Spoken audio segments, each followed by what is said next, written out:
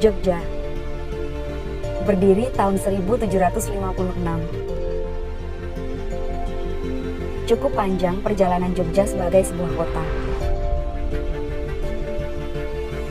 Tidak mudah hidup berdampingan dengan berbagai perbedaan.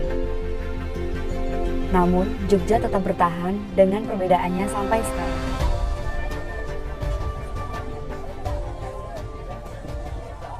Setiap momen yang kuabadikan akan tersimpan dan menjadi cerita untuk anak cucuku kelak.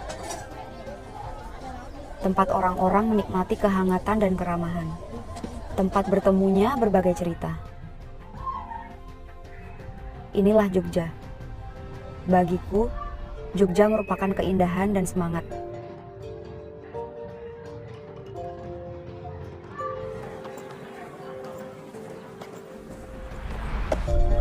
Tidak mudah beradaptasi dengan budaya yang benar-benar berbeda. Bukan hanya saya yang mengalaminya, tapi semua bisa berjalan harmonis di Jogja. Jogja bisa menerima segala perbedaan, saya pun harus bisa menyesuaikan dengan budaya di sini. Setelah sekian tahun, Jogja sudah menjadi rumahku.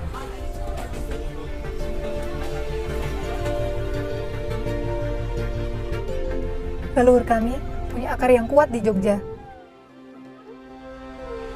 Mereka ikut melalui perjalanan sejarah kota ini. Saya lahir di tengah akulturasi budaya yang sudah berlangsung ratusan tahun lamanya. Saya dan sebagian besar dari kami lahir di sini. Kami cinta kota ini. Jogja dan seisinya sudah menjadi bagian dari hidup saya.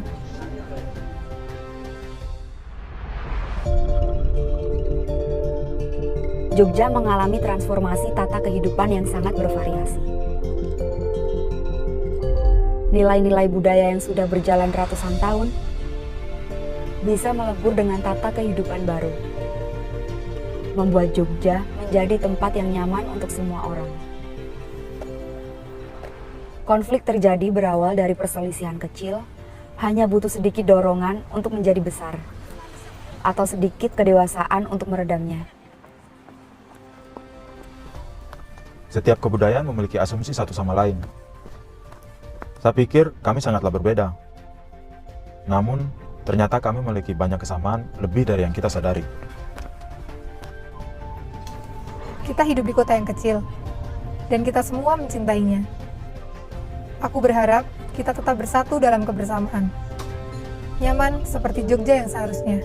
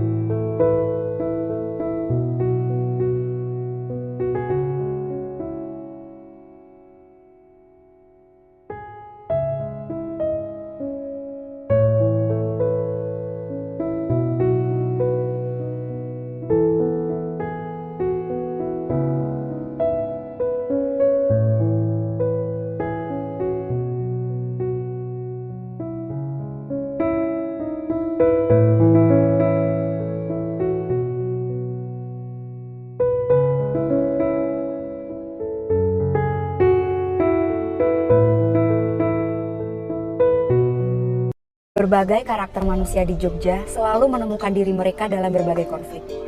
Namun, mereka juga berbagi warisan budaya untuk kota tercinta, tempat mereka tumbuh.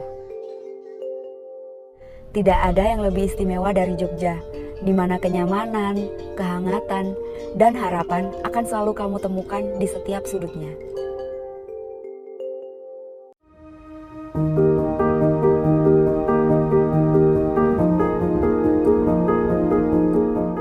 ada satu hal yang unik.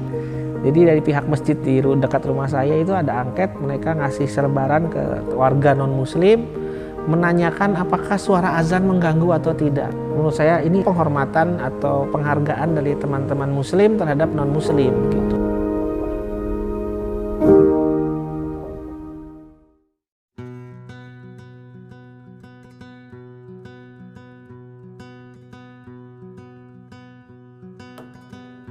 Saya melihat ya di Bandung ada yang intolerannya, tapi yang tolerannya juga berkembang lebih banyak juga. Dulu Jakarta Harum itu berdiri tahun 2000 ya.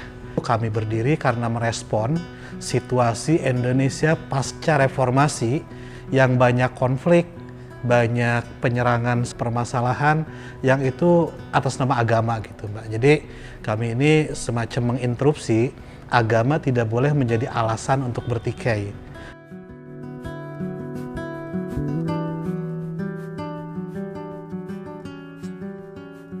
Kita dalam setahun sekali bikin Interfaith Youth Camp, kemah pemuda lintas agama. Itu tiap bulan September. Awalnya Jalur Bhinneka ini salah satu bagian dari materinya Youth Interfaith Camp. Ternyata di satu area ini ada banyak tempat ibadah yang saling berhadapan, yang berdekatan. Kawasannya meliputi daerah Pagarsi, kemudian juga daerah Andir, daerah Jalan Kelenteng. Di sini juga dekat dengan pasar itu tempat interaksi banyak orang. Jadi saya melihat keragaman semakin kentara ya di daerah sini. Jadi kalau ngajak tamu-tamu dari luar, ngajak peserta Interfaith Camp, itu lebih nyata melihat keragamannya, tidak hanya teoritis gitu.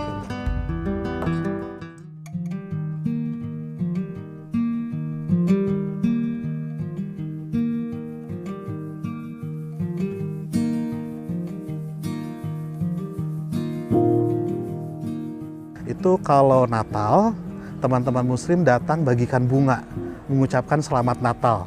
Nah, begitupun pada saat bulan puasa, teman-teman Kristen, teman-teman Katolik mengapresiasi kami untuk menyelenggarakan acara buka bersama. Salah satunya di Gereja Santo Mikael.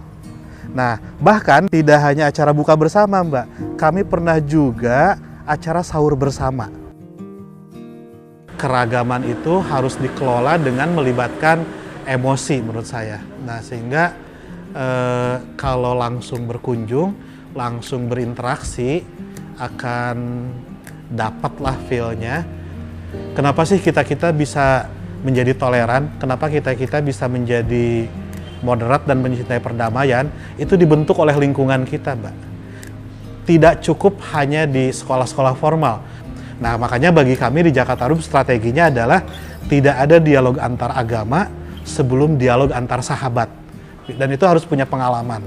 Pengalaman berinteraksi, pengalaman mengalami perjumpaan-perjumpaan dengan orang lain.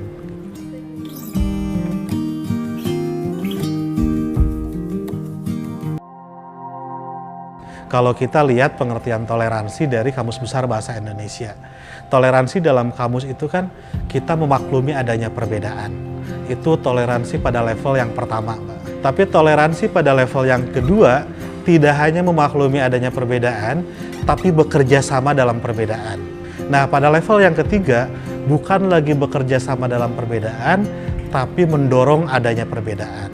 Jadi saya sebagai seorang muslim mendorong teman-teman Kristen saya untuk baik dalam kekristenannya. Teman-teman Kristen mendorong saya agar saya baik dalam keislaman saya. Sehingga kalau saya baik dalam keislaman saya, orang Kristen baik dalam kekristenannya, kita nggak akan ada konflik. Karena Indonesia itu dibangun oleh kebinekaan. Kita tidak dibangun oleh persamaan. Saya berharap sekali toleransi itu tetap menjadi ciri khas budaya Indonesia yang bisa dikembangkan terus-menerus oleh masyarakatnya. Kalian toleransi itu apa sih?